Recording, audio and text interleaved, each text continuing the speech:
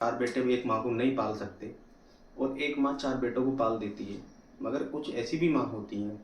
आज ऐसी ही एक माँ की कहानी घटना आपको बताऊंगा, जिसने अपने बच्चे को मारकर 22 घंटे कभी सूटकेस में पहले लेकर घूमती है, कभी कार में लेकर घूमती है, और उसका तनक भी ऐसा भी नहीं, उसका दिल या माथे पर सिकत भी हो।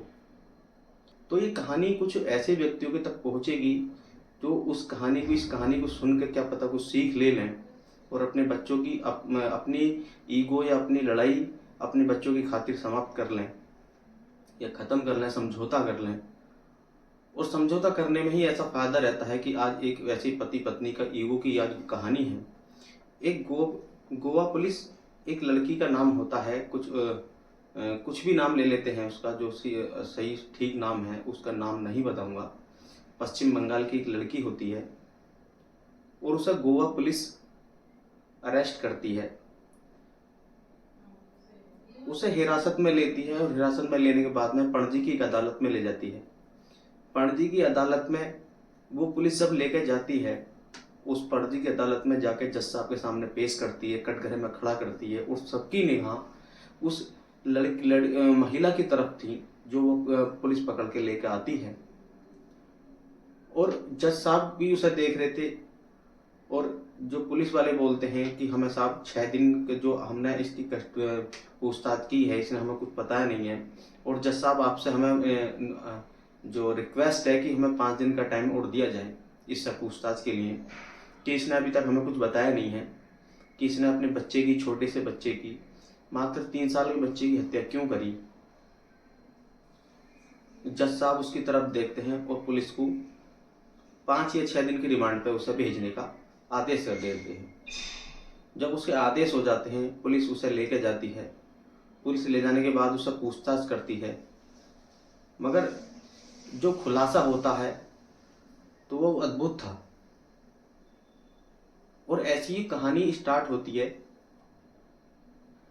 ये कहानी है, एक लड़की होती है पश्चिम बंगाल कोलकाता की, और लड़का होता है वेंकट रमन केरल का। 2008 में इनकी मुलाकात होती है आपस में, सोशल मीडिया के थ्रू हो या घूमने फिरने के थ्रू हो, इनकी मुलाकात होती है 2008 में। और वो मुलाकात धीरे धीरे प्यार में बदल जाती है। दोनों संपन्न परिवार से थे, दोनों जॉब करते थे, दोनों अच्छा कमाते भी थे। अपने अपने परिवार में दोनों बात करते हैं। 2 साल बाद 2010 में वो शादी कर लेते हैं। उनके परिवार वाले उनकी सहमति से दोनों अपने परिवार वालों की सहमति से 2010 में शादी कर लेते हैं। और शादी करने के बाद दोनों की खुशहाल जिंदगी चल रही थी, आपस में बहुत प्यार भी करते थे। और 2019 को अगस्त में एक बच्चा पैदा होता है जिसका नाम होता है चिन्मय। चिन्मय छोटा सा बच्चा था, दोनों हंसी खुशी उसके साथ रहते थे। जॉब के कारण दोनों में कभी कभी अनबन हो जाती थी, मगर इतना नहीं होती क्योंकि दोनों जॉब करते थे। एक बच्चे को पालना जॉब के साथ साथ बड़ा कठिन हो जाता है। कुछ दिन बाद 2019 के, आपको सबको पता है कि कुछ दिन बाद लॉकडाउन, ऐसी एक घटना हो जाती है पूरे देश में कि पूरे देश में लॉकडाउन की स्थिति बन जाती है और लॉकडाउन लगा जाता है कोरोना काल में। कोरोना काल में दोनों साथ में घर पे ही रहते हैं। सब विभाग या डिपार्टमेंट सब बंद कर दिए जाते हैं, स्कूल कॉलेज सब बंद कर दिए जाते हैं और वो घर पे रहते हैं। घर पे रहते कभी कभी किसी काम को लेकर, कभी घूमने फिरने को लेकर, कभी अंदर बैठे बैठे कुछ नहीं तो किसी बात न किसी बात को लेकर दोनों में आपस में लड़ाई झगड़ा होना, ये जो है उनका डेली का रूटीन था। छोटी छोटी बातें बड़ी बड़ी लड़ाइयों का रूप ले लेती हैं और वो लड़ाई कब इतनी बड़ी हो जाती है कि दोनों को एक साथ रहना मंजूर नहीं होता और वो तलाक की अर्जी कोर्ट में दाखिल कर देते हैं कि हमें आपके साथ नहीं रहना। दोनों कस्में ले लेते हैं कि हम आपके साथ नहीं रहेंगे। और कुछ टाइम बाद केस चलता रहता है। हमारी एक तो अदालत ऐसी है कि वो धीरे धीरे कोर्ट को वो फैसला नहीं जल्दी से कुछ सुना देती है, कुछ वो टाइम ले लेती हैं, जिससे किसी चीज का विकराल रूप धारण कर लेती है, घटना वो विकराल रूप धारण कर लेती है अगर कोई उसमें फैसला नहीं आता है। जैसे इस घटना में हुआ, इस कहानी में हुआ, कोर्ट ने ज्यादा टाइम लगाया और फैसला नहीं आया, उन्हें दोनों को अलग नहीं किया। फिर उन दोनों ने अर्जी डाली आपस में कि लड़का कहता था, जो वेंकटे रमन था वो कहता था कि वो मेरे पास रहे। वो लड़की जो थी उनकी घरवाली वेंकटे रमन की, वो कहती थी कि बच्चा मेरे पास रहे। कोर्ट ज़्यादातर बच्चे को जो कस्टडी होती है वो माँ को दे देती है, और देती भी माँ को है, क्योंकि माँ के पास से बच्चे का लगाव ज़्यादा होता है। और ये कहीं ना कहीं सही भी है कि बाप इस अपनी देख रेख में अपनी जिम्मेदारियां इतने अच्छे से नहीं निभा पाता है। बच्चा, उसने एक अपील करी कि मैं अपने बच्चे, जो वेंकटे रमन था, उसने कोर्ट में एक दाखिल अर्जी लगाई कि मैं अपने बच्चे से मिल तो सकता हूँ कम से कम, क्योंकि प्यार तो बाप भी उतना ही करता है अपने बच्चे से। हर बच्चे से बाप अपना बहुत, जितना माँ प्यार करती है उतना ही बाप करता है। उसका भी दिल नहीं मानता था अपने बच्चे के बिना मिलने से। फिर उस अर्जी लगाता है और कोर्ट उसे फोन पर बात करने की जो मंजूरी होती है, उसे आदेश दे देता है कि आप फोन पर बात कर सकते हो। फिर लगातार इतने अच्छे से बात भी नहीं हो पाती थी, उसकी माँ बात नहीं कर पाती थी, क्योंकि दोनों में मनमुटाव इतना था कि दोनों की एक दूसरे की बात सुनना भी पसंद नहीं था, दोनों के फोन आना जाना भी पसंद नहीं था। वो दूसरी अर्जी लगाता है कि मुझे अपने बेटे से कम एक बार, सप्ताह में एक बार मिलने दिया जाए।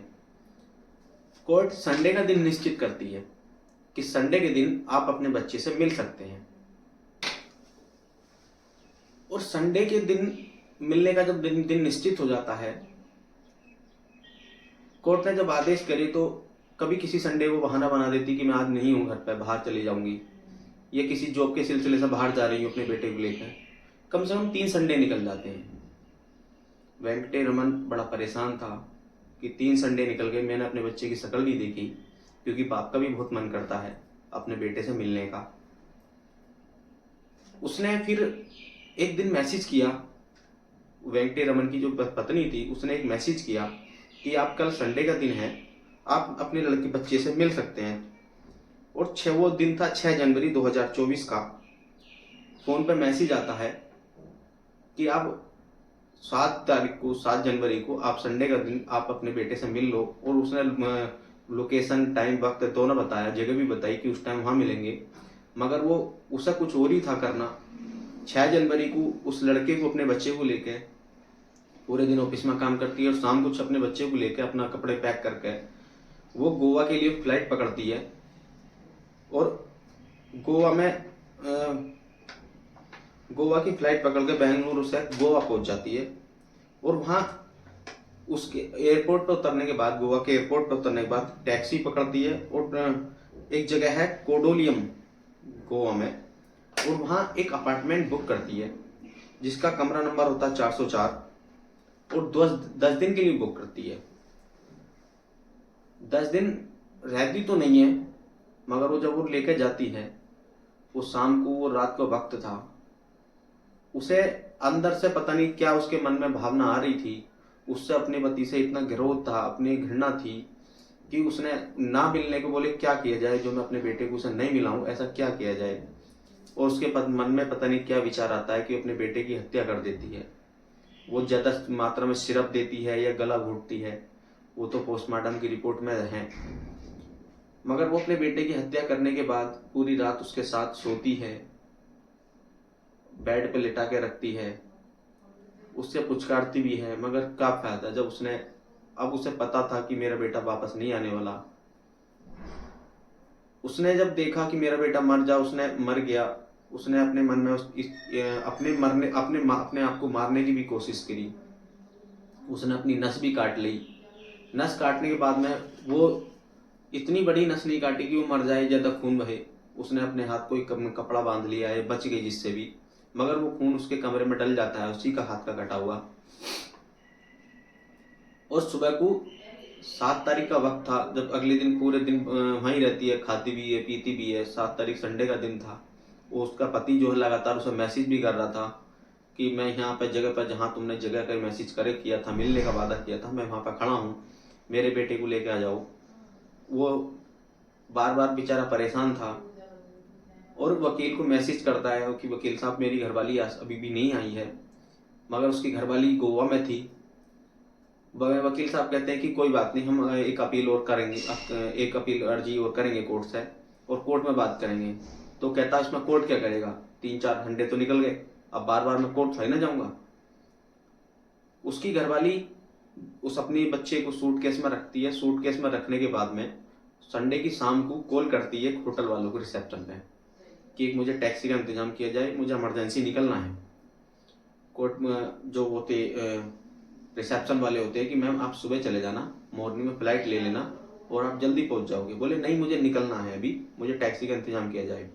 उसके बार बार कहने पर टैक्सी वाले को फोन किया जाता है, वो एक टैक्सी का इंतजाम करते हैं और टैक्सी वाला 30,000 रुपये में तय हो जाता है। और टैक्सी ड्राइवर 12:30 बजे वहां पे पहुंच जाता है होटल के सामने और वो अपना सूटकेस लेती है और टैक्सी ड्राइवर से कहती है सूटकेस को गाड़ी में रखो। उसमें बच्चे की कपड़े वगैरह सब कुछ था सूटकेस में, वजन भी हो गया था अच्छा खासा।